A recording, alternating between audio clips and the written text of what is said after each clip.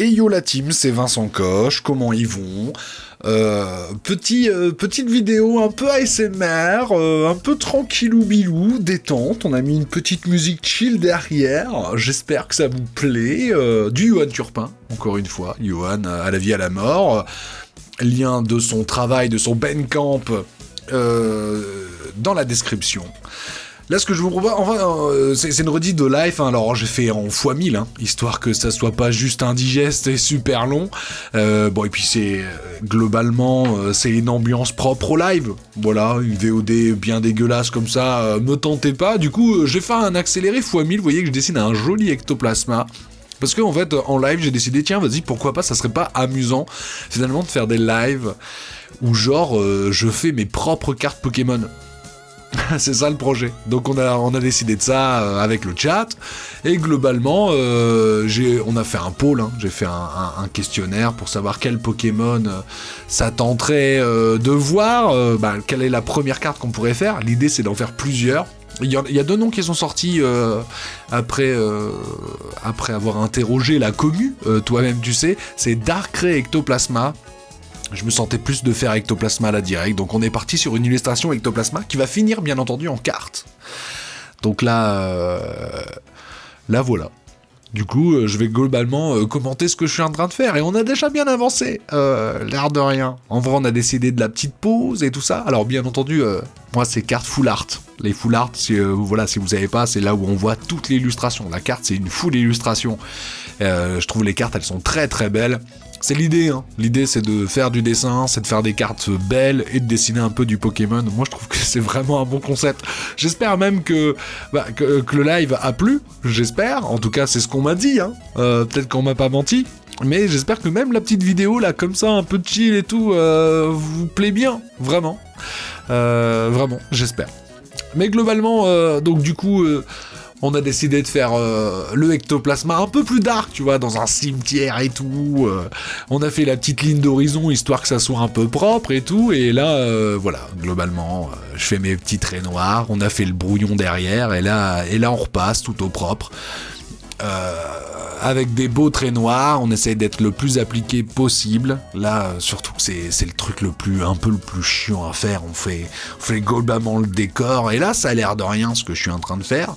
Mais là, on essaye de soigner une perspective, donc faut que les traits horizontaux soient plats, soient très horizontaux, quoi. Tu vois ce que je veux dire? Et vous allez me voir là plusieurs fois, notamment là, tu vois, à essayer de recommencer et refaire le trait parce que ça faisait un peu trop. Ça faisait pas assez horizontal, donc du coup on voyait pas que c'était plat, quoi. Là on entaille le portail du cimetière. C'est même à l'illustration finale, vous verrez le résultat à la fin de la vidéo, qui moi me plaît beaucoup, hein, vraiment. Mais c'est le truc vraiment... Là, j'étais dans le rush. C'est ça le problème également du live, dessiner en live et faire des trucs en live, que ça soit quand je joue à eFootball ou quand je vous parle. Il y a une sorte de prestation, il y a une sorte de pression de la performance, tu vois. Et le problème, c'est que j'ai tendance, sous la pression, à confondre la performance, donc la qualité, à la vitesse. Du coup, je me suis un peu dépêché pour ce portail-là et je regrette encore aujourd'hui. Ça veut dire que là, on est bien plus tard après le live, je suis en train de faire le montage de cette vidéo, donc du coup, cette voix off... Et je reste pas très très content du portail. Mais bon, ça va, hein, le dessin, je le trouve vraiment clair. Donc là, on commence à refaire. Ça y est, on a terminé l'élu. Ça va très vite, hein, là, comme ça. En vrai, c'est une éternité, hein. Vraiment, je crois que le dessin, on l'a fait en 2h30 à peu près, toute l'illustration, avec les couleurs. Donc là, on est en train de faire les couleurs, donc c'est comme ça que je travaille. J'ai tendance à faire des gros aplats de couleurs. Et encore une fois, il y a des astuces, hein, pour colorier plus vite. Je sais faire, mais je t'avoue que là, ça s'y prêtait pas, tu vois. Il y a des moments, j'avais juste envie là de prendre mon temps à colorier. Tu vois ce que je veux dire? Tu sais, colorier comme à la bonne époque, trait par trait, tu vois, que ça soit un peu lent, un peu chiant. Je sais pas, tu vois, il y a ce côté un peu, je sais pas, moi, colorier, encore une fois, même en étant un adulte confirmé, j'ai des poils sous les bras et tout, mais ça reste ultra agréable de colorier longtemps, quoi, tu vois, de s'appliquer à pas déborder, etc., etc. Même si là, avec la superposition des calques, vous imaginez bien qu'au bout d'un moment, je vais faire ça comme un gros dégueulasse, ça va pas déborder, parce qu'il y a les calques des couleurs précédentes au-dessus, mais globalement, c'est vraiment, le moment du coloriage, en fait, c'est tellement une tannée, c'est tellement long, d'avoir dit, bah écoute, viens, on va le faire juste lentement, proprement, sans essayer de déborder, etc. C'est ultra agréable. Vous voyez, en plus que là, j'y vais un peu à l'arrache. Je prends vraiment les premières couleurs qui me viennent. Je sais ce que je voulais dans tous les cas. Je voulais un peu du terne. Ça va être, tu vois, histoire que les couleurs se confondent bien. Et derrière, dans tous les cas, je vais pouvoir m'amuser avec les effets, les éclairages, etc. pour dynamiser et donner énormément de relief à mon dessin, avec des ombres, etc. Donc là, on a le coloriage, mais en vrai, voilà, je sais de source sûre que pendant ce moment-là du dessin, je commence à être assez confiant. Et puis je savais qu'on allait sur la fin et que le travail des couleurs, alors certes c'est pas un truc que je fais souvent, je fais un peu de BD, vous pouvez la découvrir sur Instagram, je fais une petite BD qui s'appelle Onara.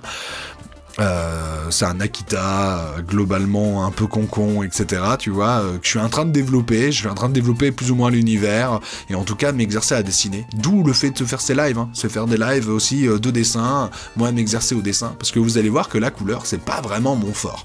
Rien n'est mon fort, encore une fois, je suis pas un très bon dessinateur, juste j'adore ça. Bon, et puis je me débrouille. Attention, on va pas totalement se fusiller le pied, mais j'aime beaucoup dessiner, quoi.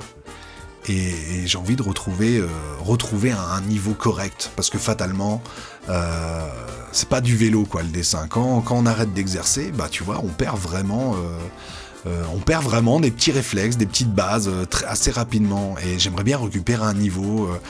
un bon niveau, quoi. D'où le fait de reprendre, d'avoir pris ce délire. Vous voyez, là j'y vais carrément à l'arrache, de toute façon il y a les calques en dessous, au-dessus. Ouais, voilà, je me remets au dessin parce que j'aimerais avoir un bon niveau en dessin, récupérer, le fantasme de faire une petite BD, etc.